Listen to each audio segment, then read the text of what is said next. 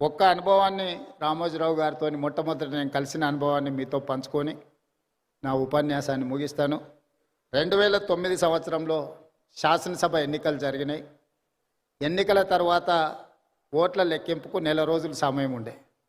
మేము అప్పుడు అన్ని లెక్కలు వేసుకున్నాం, తప్పకుండా ప్రభుత్వం వచ్చేటట్టే ఉందని. మరి ప్రభుత్వం వస్తే మంత్రులు కావాలనే కోరిక కూడా ఉంటుంది కదా. ఈరోజు ఆంధ్రప్రదేశ్లో వాళ్ళు చాలామంది మంత్రులు ఉన్నారు. ఒక నలుగురు మిత్రులను కలిసి రామోజీరావు గారి సమయం తీసుకున్నాం. సార్ మిమ్మల్ని కలవాలనుకుంటున్నాం మేము అని. రాండి అన్నాడు. నలుగురం కలిసి రామోజీరావు గారి దగ్గరకు వచ్చినాం.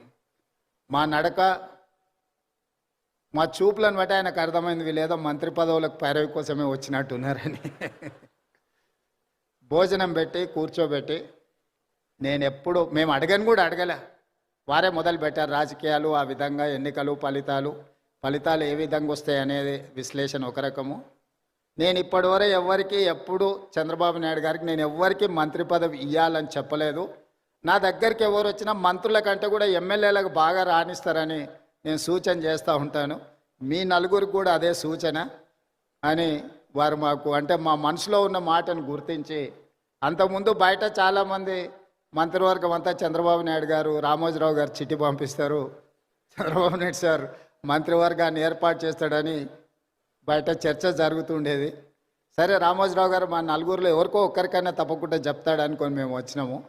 వారు రాజకీయ నాయకులకు కానీ ప్రభుత్వంలో కానీ ఇలాంటి సూచనలు ఎప్పుడు నేను చేయను. మీరు కష్టపడి పనిచేయండి. మీరు మంచి చేస్తే తప్పకుండా నా పత్రికలో స్థానం ఉంటుంది. మీరు చెడు చేస్తే మాత్రం మొదటి పేజీలో స్థానం ఉంటుంది. మీరు ఏది కావాలనో కోరుకోండి అని చెప్పి మంచి భోజనం పెట్టి రామోజీరావు గారు మంచి హోస్ట్.